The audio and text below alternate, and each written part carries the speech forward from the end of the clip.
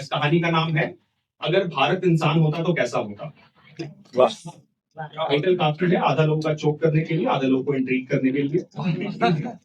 अगर भारत एक इंसान होता तो कैसा होता। मेरे हिसाब से उसका रंग सांवला होता, आंखों में उसकी उम्मीद बसती, न दिन में सुख भोगता, न चैन की नींद, पेट में हमेशा उसके दर्द है, उसको छुपाने के लिए वो मुस्कुराता और खुद को मर्द कहता।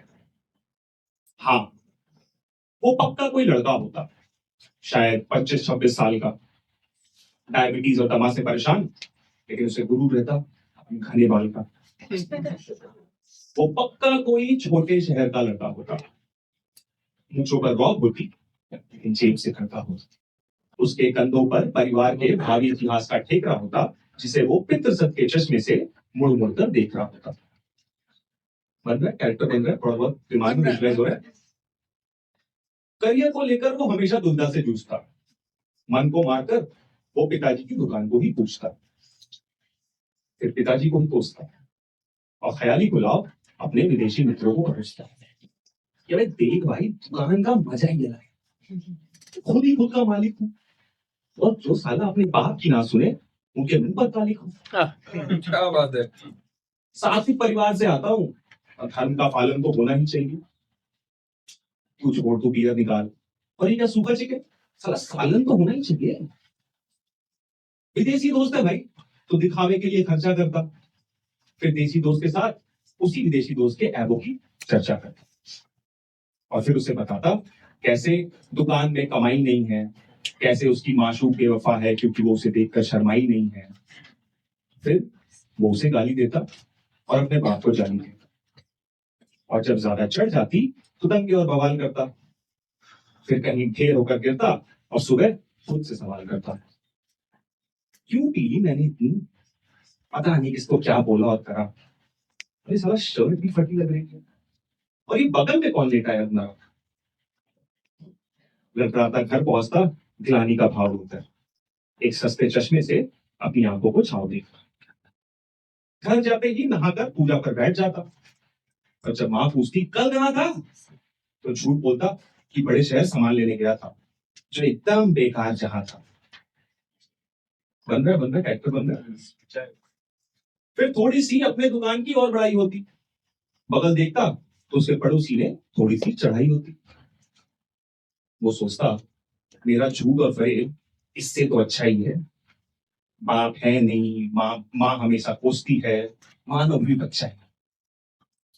जब कोई बात प्यार की करता तो जबान पर ताले होते, लेकिन जो भी कोई उसके माशूक पर मरते वो मौत के हवाले होते। फिर जब परिवार शादी को कहता तो माशूक को भूलना आसान होता, अरे दहेज तो मिल रहा है ना, तो फिर क्या तुझे अग्निकुंड मसान लगता। और फिर शादी के बाद वही जीवन की रट चालू, माँ से चिड़चिड़ाना, बाप को कोसना, बीवी को डांटना क्योंकि उसे आता नहीं खाना परोसना। लेकिन इन सब के बाद भी वो अपने विदेशी दोस्त से कहता मेरी लाइफ सही है क्योंकि मैं चैन से सोता, और देसी दोस्त से कहता कि ये मेरी लाइफ क्या ही होती अगर मेरा बाप ना होता।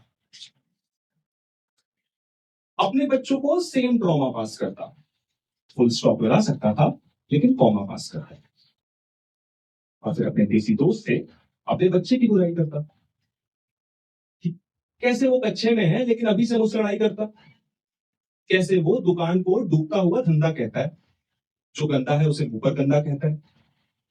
बच्चा कहता है भारत सरनेम नहीं लगाऊंगा, अब इंडिया सरनेम लगाऊंगा।